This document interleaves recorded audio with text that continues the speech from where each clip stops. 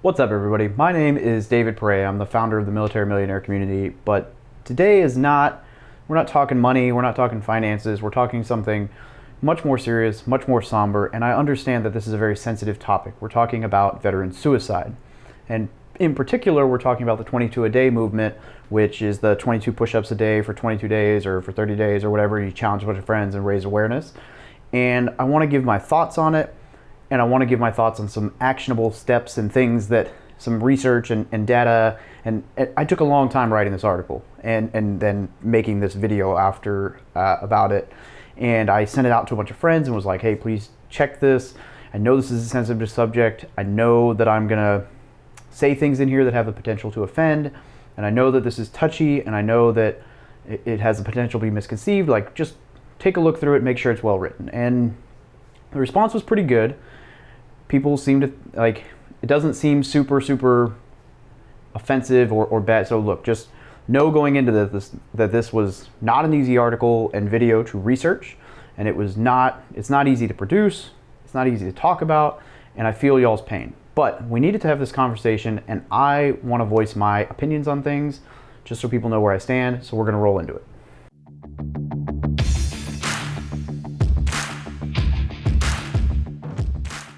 As I mentioned before, we're going to talk today about what the 22 a day movement has gotten wrong. Now, some warnings first. The first one being, this post will be controversial, but don't get it twisted. I want to help solve veteran suicide and this epidemic. The next disclaimer is, I am not a trained psychiatrist, counselor, shrink, or any other mental health expert. I'm just a guy who's done a lot of reading and research, and from those experiences, I have formulated my own thoughts about what seems to be driving some of the factors behind veteran suicide and what seems to help veterans avoid this plague. I'm not claiming to have all of the answers or the perfect solution, but I feel obligated to use the platform that I've built for good, and hopefully this helps. And the final disclaimer is that, as always, this video and the article, they're in no way represent the thoughts of the U.S. military or veteran community in general. The thoughts and opinions in this article are my own. I take full responsibility for what's in this article, right? So if that's a problem, come let me know, but I really hope that we can have this difficult conversation tactfully. I wanted to start this video by discussing some of the ways that I've personally been affected by veteran suicide, but then I realized that this article doesn't need to be about me at all. Suffice it to say that I too, like many other veterans, have lost friends tragically to suicide. And in no way is this article intended to come as a virtue signal or as though one method of suicide prevention is better than another. It's simply a different point of view that I really believe needs to be heard. So to that, we drink one of these beers with a parachute on it to those we've lost. And we dig into a hard conversation. So we're going to touch first on some causal factors. Before we dig in, some of the known causal factors, here are some facts from various studies to mull over, right? So according to public health for the Veteran Affairs, veterans who had deployed had a 41% higher suicide risk compared to the U.S. general population.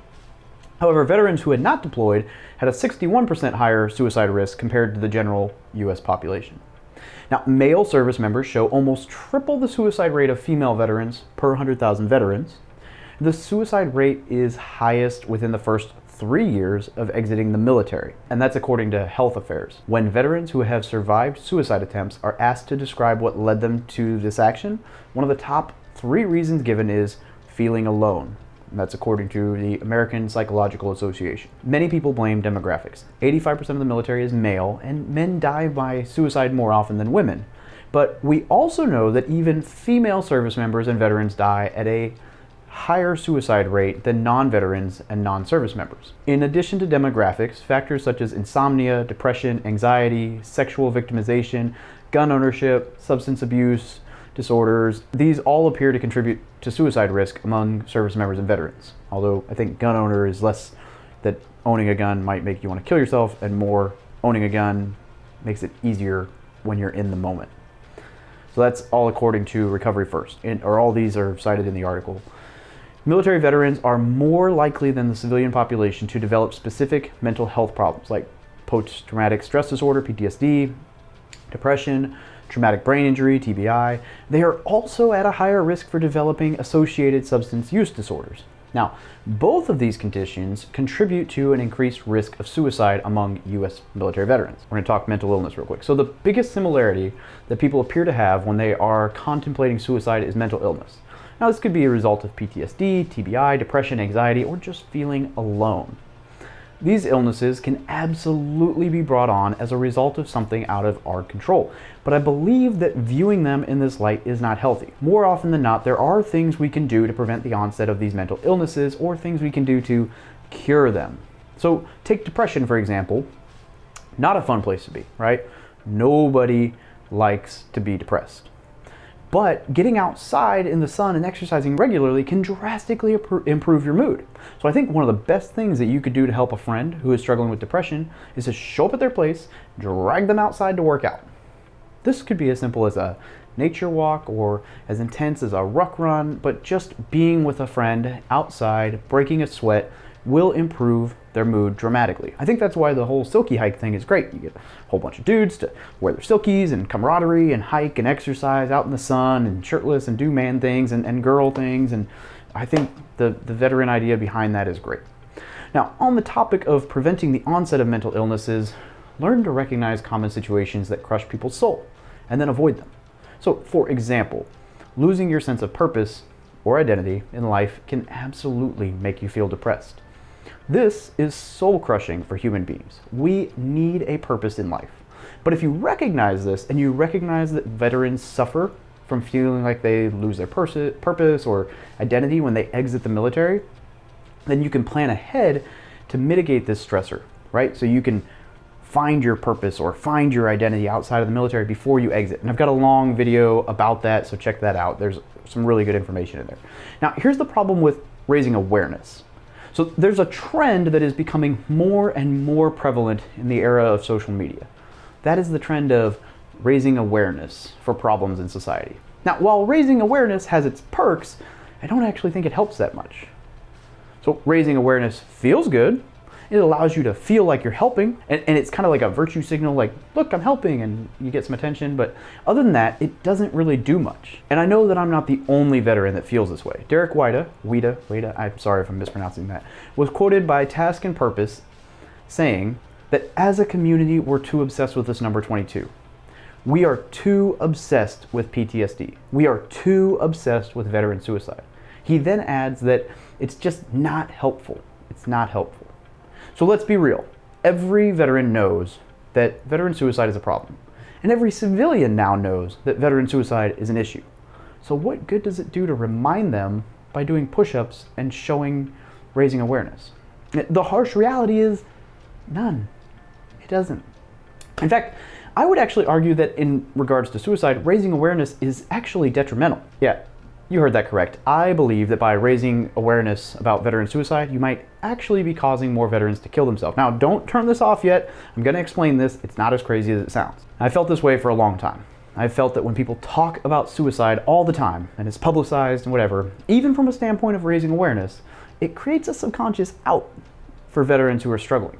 Whereas several decades ago, a veteran struggling with depression may not have even thought about suicide as a solution. Now, they see it all the time. And in the back of their brain housing group, subconsciously, the thought that, well, so-and-so killed themselves, or so many other veterans have committed suicide to end their suffering, or even, well, that veteran got a ton of attention when they killed themselves. Seeing suicide as a publicized and common option cannot do anything but hurt your situation, right? It's not going to help to see it all over the place. It's going to create that out that it's like acceptable and it's an option. So lo and behold, one day I was reading The Tipping Point by Malcolm Gladwell. I like Malcolm Gladwell's books. And he provided an example of exactly this to prove my suspicions. So I'm gonna give the quick summary of chapter 7, and I can't take credit for the summary. I've cited this as well. But in the South Pacific islands of Micronesia, there was a teenager named Sima. And Sima's father woke him up one morning and ordered him to find a pole knife in town. But Sima was unable to find such a knife. And his father was so furious that he kicked Sima out of the house and told him to never come back. Shortly afterward, Sima hung himself. Now, at the time, suicide was almost unheard of in Micronesia, but within the intervening 4 decades, suicide has become hugely common. In fact, it's roughly 8 times the suicide rate of the United States. Now, the prevalence of suicide in Micronesia is particularly unusual because almost all the suicide cases are teenage boys who experience an argument with their families or lovers, and there's a lot of similarities between them and SEMA. So anthropologists have even argued that suicide is an established part of Micronesian culture because it's gotten so popular and normal. And it's expressed that even celebrated in music, literature, and film. So look, I fully intended to summarize this chapter in my own words, but litcharts.com did an excellent job, so that's where I got that clip from. Ultimately, the point of this entire chapter is that suicide can inspire copycat behavior. In Micronesia, a place that had almost no suicide before SEMA hung himself, suicide became commonplace in situations that fell in line with what SEMA was experiencing. And the bottom line is that suicide is a social epidemic. This phenomenon is called the contagion effect. Now, we're going to discuss it as the behavioral contagion effect, but according to Wikipedia, and I know they're not the most, credible way to find information, but they had the most Barney-style understandable explanation for this, right? The same thing as all the other places, but this one was more simpler. So behavioral contagion or societal contagion is a type of influence. It refers to the propensity for a person to copy a certain behavior of others who are either in the vicinity or whom they have been exposed to. So the term was originally used by Gustave Le Bon in 1895, the work of The Crowd, A Study of the Popular Mind, to explain undesirable aspects of the behavior of people in crowds. In the digital age, behavioral contagion is also concerned with the spread of online behavior and information. A variety of behavioral contagion mechanisms were incorporated in models of collective human behavior.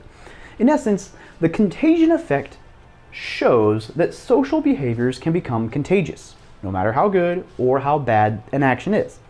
If the right person conducts it, others may want to emulate it or copycat. As a side note, this is why I always say if you want to make real change, just be a good person. Being a good person is contagious as well, so remember that even when people do things to you, you can still be a good person.